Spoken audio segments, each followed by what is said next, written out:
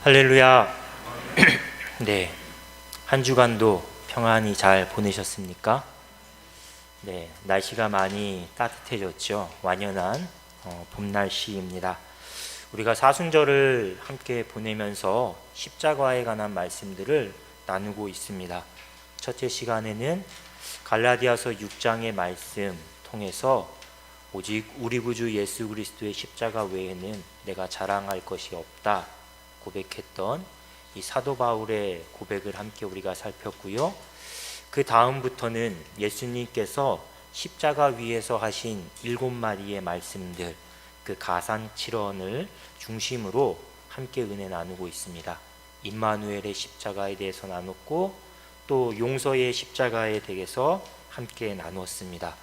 오늘 이 시간에는 예수님께서 좌우편에 함께 십자가에 달렸던 이 행악자, 그 중에 한 사람에게 하신 내가 진실로 내게 이르노니 오늘 내가 나와 함께 낙원에 있으리라, 이 말씀을 함께 나누려고 하는데요. 이 말씀 가운데에 담긴 십자가의 의미, 또 다른 은혜들을 우리가 함께 나누려고 합니다. 말씀을 통해 큰 은혜를 받고 또 우리 서로에게 거룩한 도전이 되기를 주님의 이름으로 축복합니다. 말씀을 보면 지금 주님은 십자가 위에서 못 박혀 있습니다. 서서히 죽음을 맞이하고 계십니다. 주님의 십자가 좌우편에는 2명의 행악자도 함께 십자가에 못 박혀 있습니다. 그런데 주목할 점은 똑같이 십자가에 못 박힌 두 사람이지만 이 두 사람이 예수님을 대하는 태도가 정반대였다라는 점입니다. 한 사람은 예수님께 내가 그리스도라면 너와 우리를 구원해보라, 이렇게 예수님을 비방합니다. 원문을 보면 비방하다라는 말이 미완료 형태입니다. 아직 끝나지 않았다. 계속 반복해서 예수님께 험담을, 저주의 말을 퍼부었던 것입니다. 그렇다면 왜 이 사람은 이렇게 계속 예수님을 비방했을까요? 오늘 본문과 병행 본문인 마태복음과 누가복음을 보면 이 두 사람, 십자가에 달린 두 사람을 가리켜 강도라고 합니다. 강도. 그러니까 이 두 사람은 무장투쟁으로 로마에 저항하다가 실패한 사람들, 그 열심당원이라고 할 수 있는데요. 이렇게 볼 때 지금 이 두 사람이 십자가에 매달려 있다라는 것은 이들의 신념, 이들의 계획이 실패했다는 겁니다. 그 대가로 지금 십자가 죽음 앞에 내어 던져졌다라는 것이죠. 그래서 이들에게 십자가는 무엇이겠습니까? 절망의 자리입니다. 실패의 자리, 고통의 자리입니다. 예수님 역시 이 사람에게는 구원자가 아닙니다. 자신과 똑같은 패배자일 뿐이죠. 이스라엘을 구원하기는커녕 자기 목숨 하나도 어떻게 하지 못하는 아주 무능한 사람입니다. 더욱이 조금 전 예수님께서는 그가 철천지 원수라고 여겼던 로마 군병들을 용서해달라고, 주님 저들의 죄를 사하여 주옵소서, 그 기도를 하나님께 드리지 않았습니까? 그러니 누구보다 십자가에 예수님 가까이 있었던 이 행악자는 그 소리를 듣고 더욱 분노가 차올랐을 겁니다. 그래서 더 강하게 계속해서 예수님을 향해서 저주와 악담을 내뱉은 것이지요. 반면에 다른 한편의 행악자는 어떻게 행동합니까? 예수님을 비방하는 자기 동료를 오히려 꾸짖습니다. 그리고 자신이 죄인임을 고백하고요, 반대로 주님께서는 죄가 없다, 의로우신 분이다 라고 말합니다. 급기야 마지막에 이르러서는 주님께 자신을 구원해 달라라고 요청합니다. 예수님은 그런 그에게 오늘 내가 나와 함께 낙원에 있으리라 말씀하시면서 구원을 베푸셨습니다. 이처럼 똑같이 주님의 좌우편 십자가에 달려 있지만 한 사람은 계속해서 주님을 비방만 하다가 행악자의 모습으로, 죄인 그대로의 모습으로 죽음을 맞이했습니다. 분노, 절망, 고통, 이 어두운 마음들이 그를 지배해서 그로 하여금 참 빛이신 예수님, 그 예수님을 보지 못하게, 깨닫지 못하게 가로막았던 것이죠. 영접하지 못하게 만든 것입니다. 반면 다른 한 사람은 생의 마지막 순간, 십자가에 달린 그 순간에 예수님을 구주로 영접하고 구원의 은혜를 입는 아주 극적인 반전을 맞이합니다.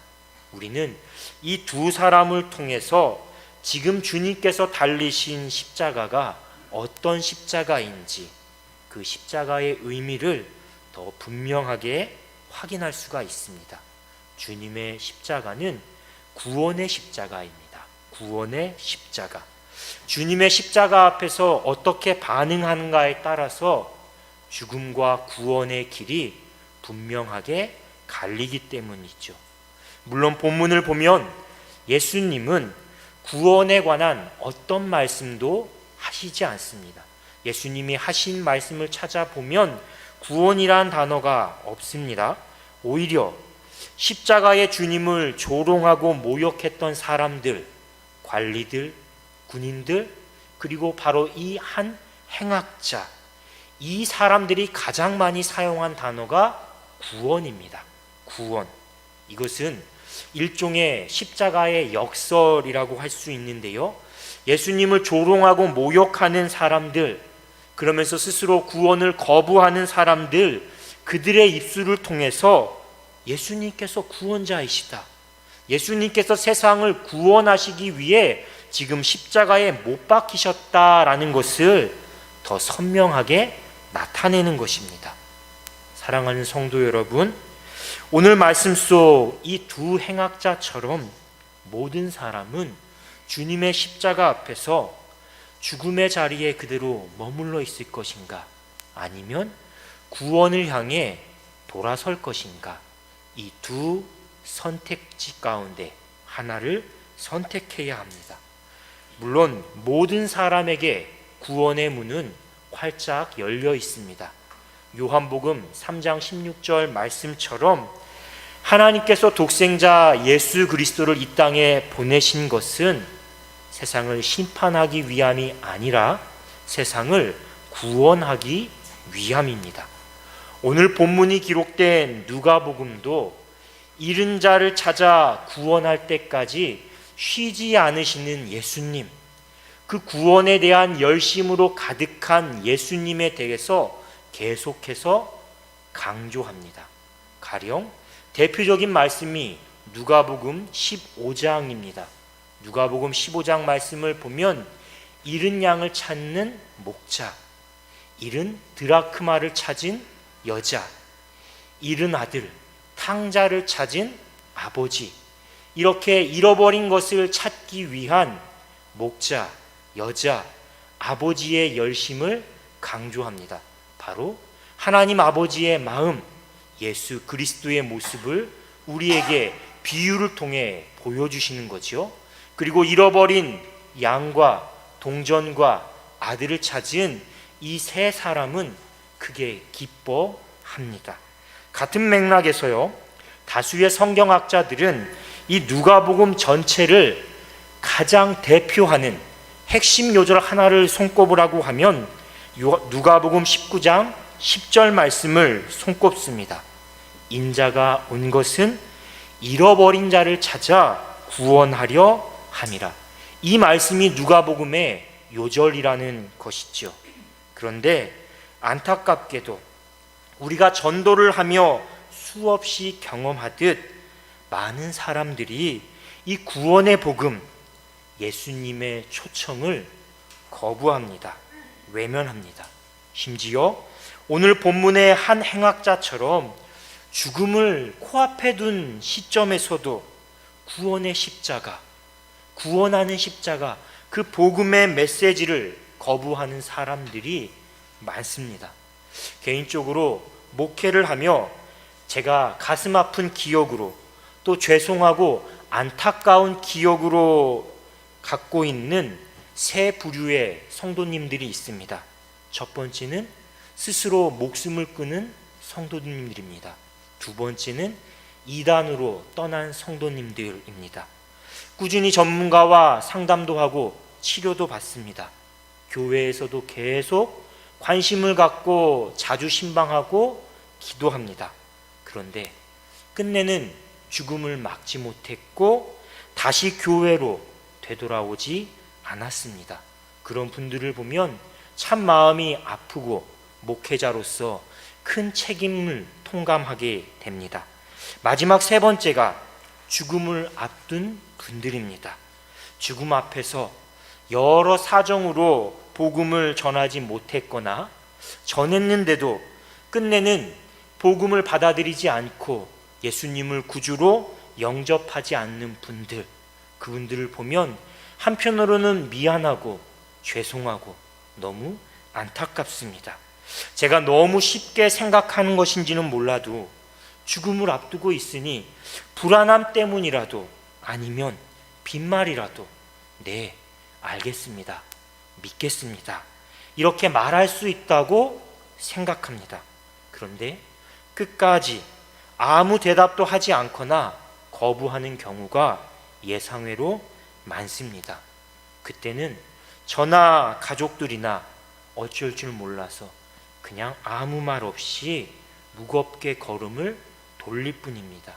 안타까운 마음에 그래도 남은 시간 동안 성령께서 그 마음을 어루만져 주시사 그 마음이 돌아설 수 있기를 기도할 수밖에 없는 것이죠.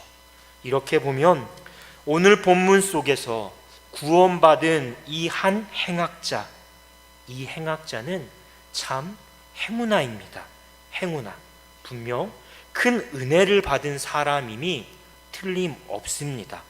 나아가 이 사람은 오늘 우리에게 구원의 십자가가 무엇인지, 우리가 구원의 십자가 그 사랑과 은혜를 깨닫고 누리기 위해 어떻게 해야 하는지 그 신앙의 지혜를 가르쳐주는 인물이기도 합니다.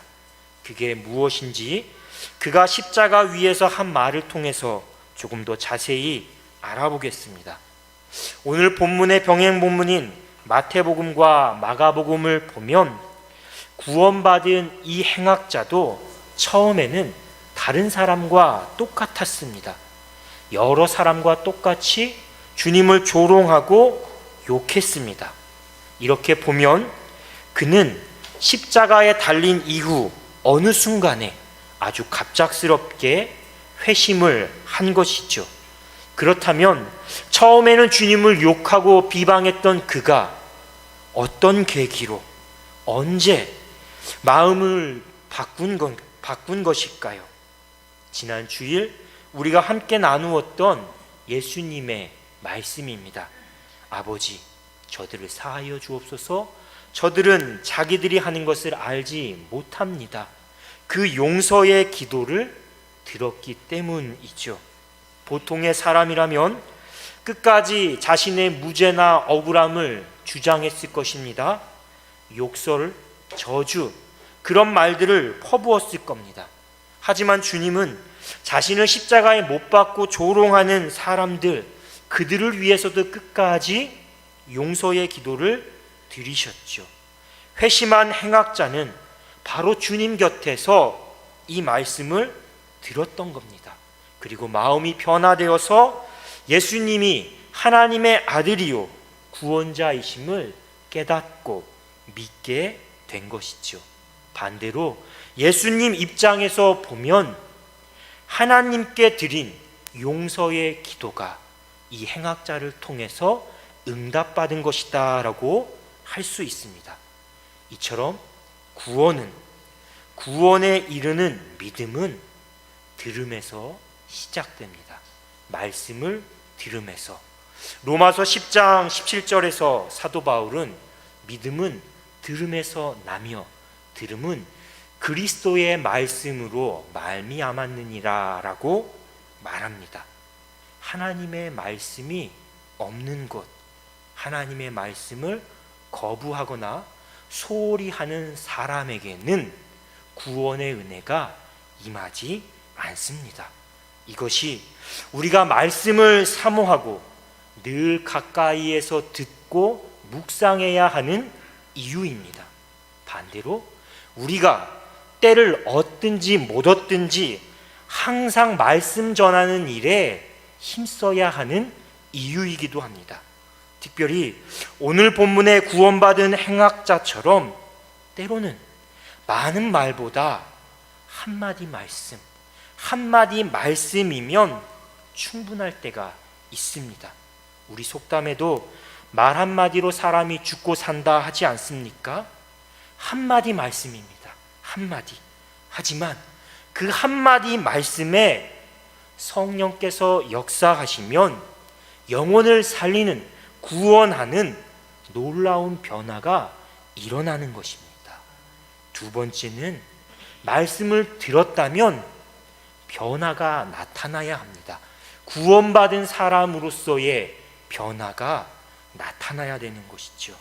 우리는 오늘 본문 40절, 41절 말씀을 통해서 주님의 말씀을 듣고 난 이후 이 행악자에게 일어난 변화, 그 변화를 확인할 수 있습니다. 먼저는 하나님에 대한 두려움, 경외감을 갖게 되었고요. 이어서 자신이 얼마나 죄인인지를 깨닫게 되었습니다. 그리고 예수님은 죄가 없으시다, 의로우신 분이다 라고 고백합니다. 오늘 이 시간에는 이 변화 중에서 특별히 하나님에 대한 두려움, 경외감에 대해서만 말씀을 나누려고 합니다.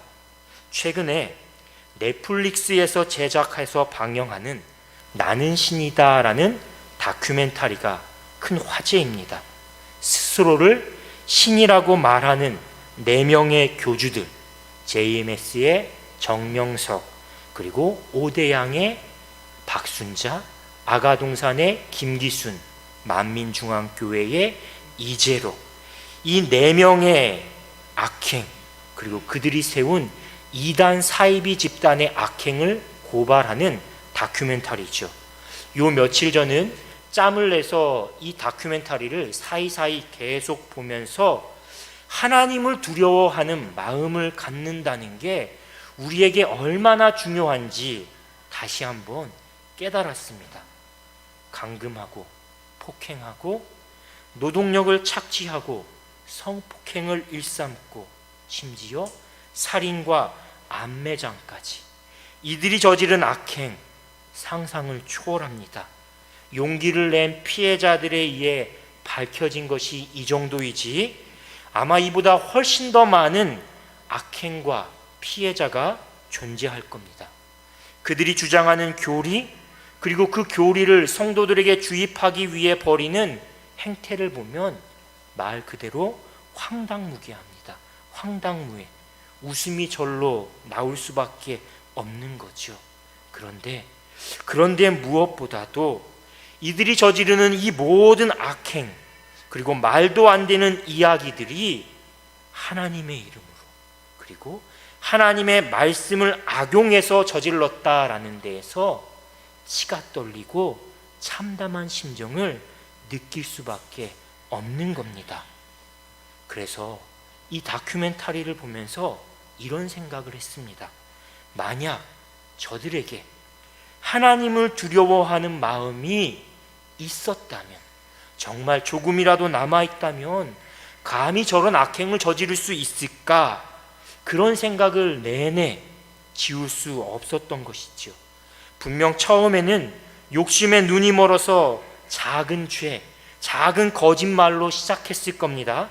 하지만 그것이 반복되면서 점점 두려움을 잃고 무감각해지면서 끔찍한 악행을 아무렇지도 않게 아주 오랫동안 일삼았던 것이지요.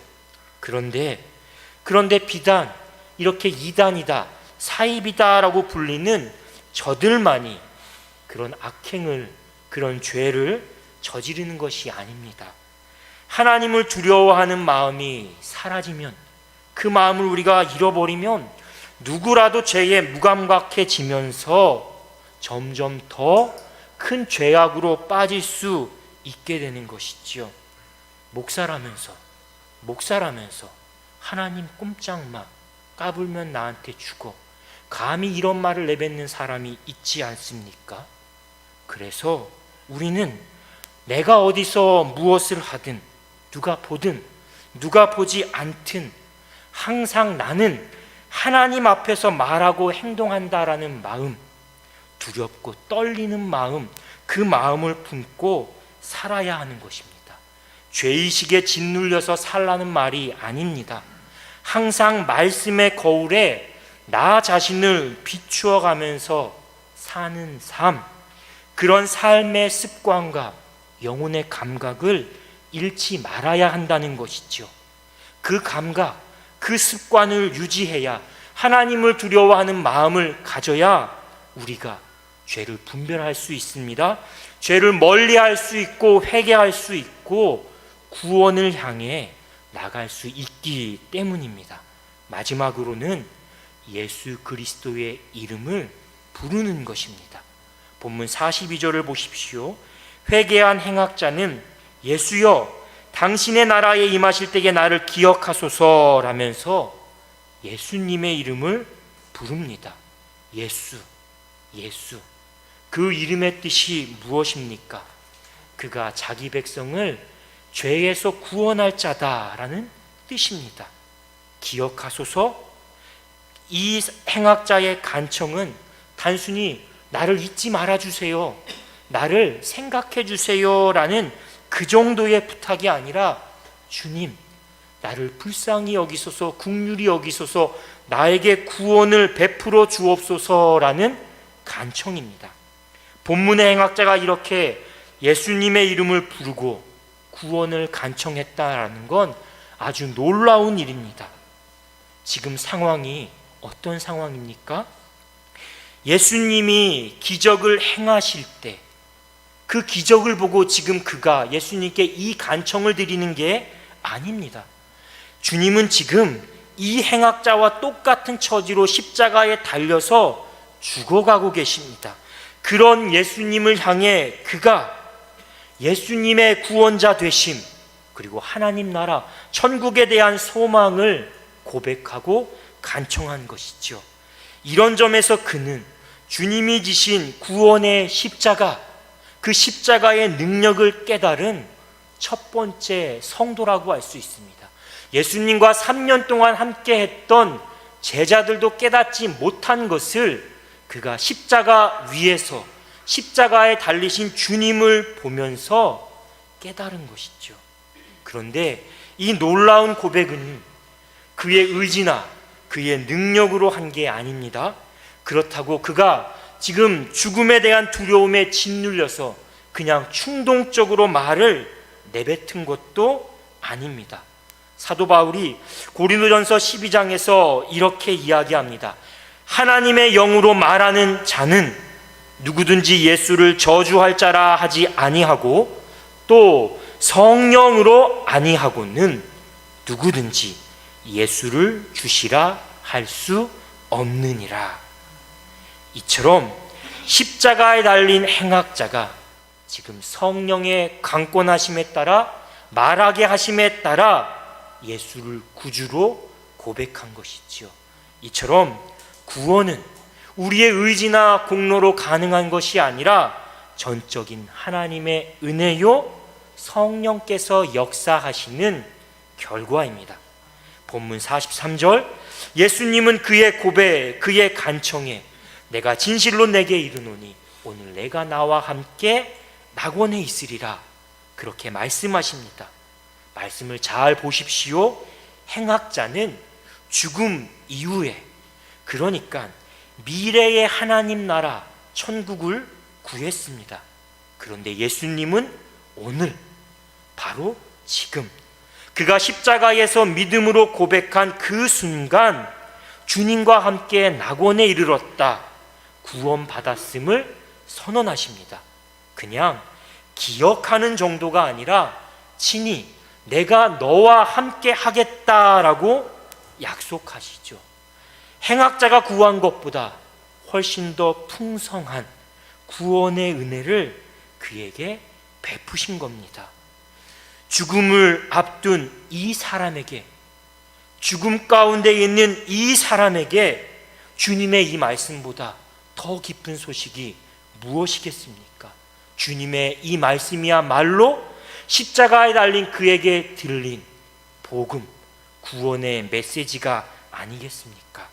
사랑하는 성도 여러분, 주님을 비방했던 행악자와 마찬가지로 구원받은 행악자에게도 십자가는 분명 절망의 자리입니다.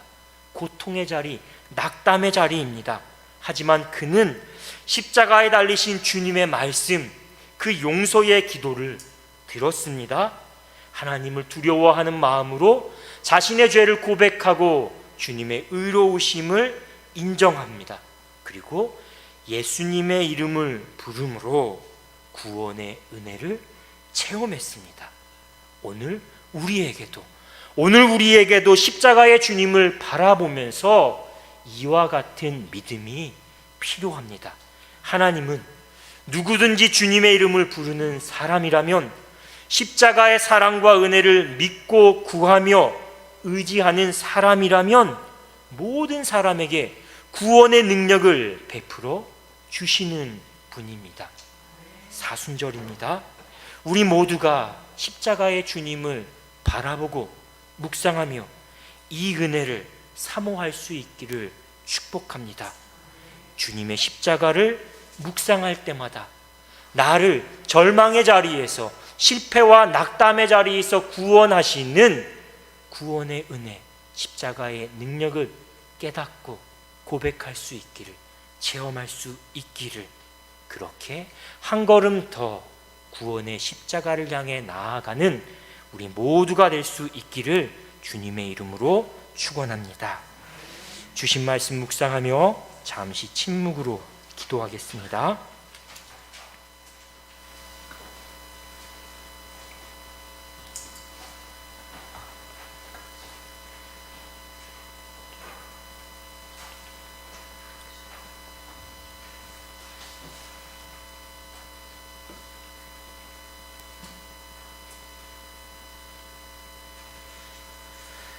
온 세상을 구원하시기 위해 십자가를 지신 주님, 언제나 우리가 기도하는 것보다 더 넘치게, 더 풍성하게 역사하시고 날마다 우리가 기대하는 것보다 크신 은혜를 베풀어 주시는 주님 감사합니다.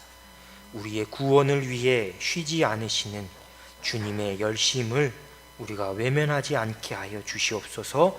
날마다 구원의 십자가, 그 은혜와 능력을 소망하며 경험하고 찬양하게 하여 주옵소서.